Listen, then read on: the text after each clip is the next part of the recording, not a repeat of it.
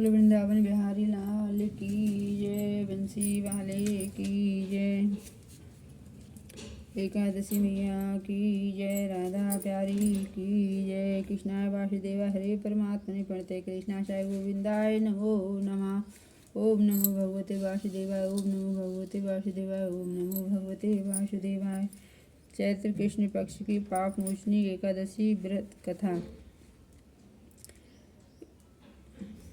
महाराज युधिष्ठिर बोले, हे भगवान, आपके श्री मुख से इस पवित्र कथाओं को सुन मैं कृतकृत्य हो गया, परंतु मेरी अभिलाषा घटी नहीं वरन बढ़ती ही है। उसी के वशीभूत हो मैं आपसे पुनः प्रार्थना करने की दृढ़ता करके आगे कथा सुनने की अभिलाषा रखता हूँ।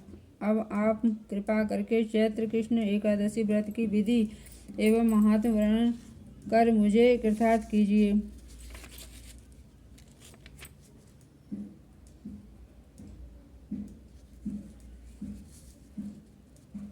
पांडुनंदन के ऐसे वचन सुन भगवान कृष्ण बोले, हे राजन, यही प्रश्न एक बार महाराज मानधाता ने महर्षि लोमस जी से किया था। अस्तु, अब मैं वही कथा जो तुम महर्षि लोमस जी ने मानधाता को सुनाई थी, आज तुम्हें सुना रहा हूँ। ध्यान पूर्वक सुनो हे राजन। चैत्र कृष्ण एकादशी का नाम पाप मोचनी एकादशी है। इस एकादशी का व्रत करने से मनुष्य पिशाचत्व से मुक्त हो जाते हैं। अब मैं तुम्हें इसका एक प्राचीन इतिहास सुनाता हूँ, सुनो। चैत्ररथ वर्ष में जहाँ पर पहले अप्सराएं निवास करती थीं और जहाँ पर सदैव ही बसंत विराजमान रहता था, नाना प्रकार के पुष्प खिलते थे और नाना प्रकार के पक्षी कलरव किया करते थे। इंद्रादि देवताओं का वह क्रीड़ा स्थल था और किन्नर वहाँ पर विहार करते थे। उसी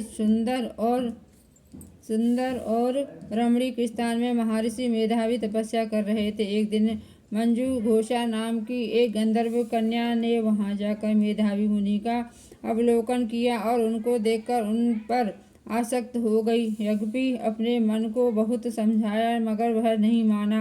तब हाथ में सितार ले उनके आसपास बैठ अपने वीणा विनिंदक कोकिल कंठ से मधुर गान कर उनको मोहित करने का जाल फैलाया। उसको वहां उपस्थित देखकर भगवान शंकर के प्राचीन शत्रु कामदेव से भक्त मेधावी मुनि को पराजित करने में तुल गया।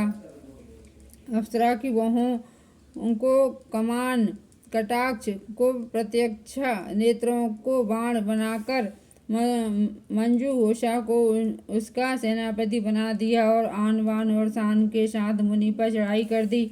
मेधावी ऋषि युवा स्वरूपवान और तेजवान व्यक्ति थे। उनको देखकर स्त्रियां अनायासी उनकी और आकर्षित हो जाती थीं। कामदेव की सेनापति मंजू घोषा ने मुनि के सम्मुख समीप ही बैठ मधुर गान आरंभ किया।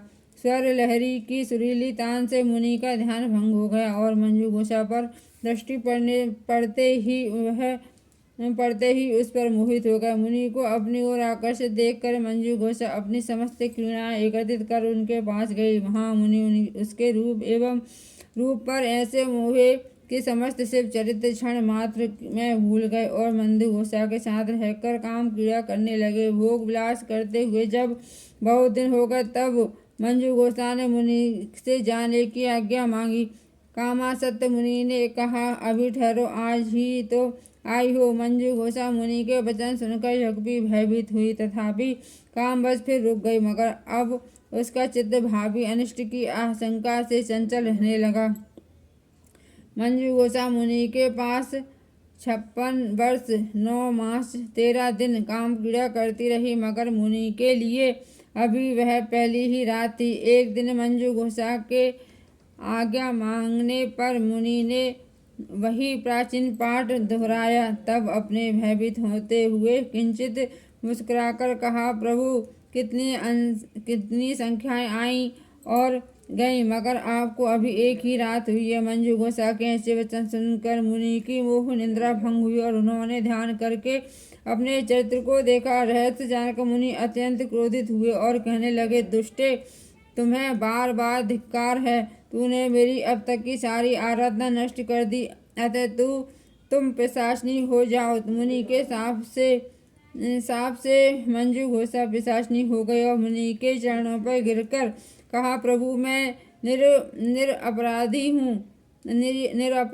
हूँ, मेरा क्या दोष है? आपने मुझे व्यर्थ ही शाप दिया है, अतः अब जो होना था सो हो गया। अब कृपा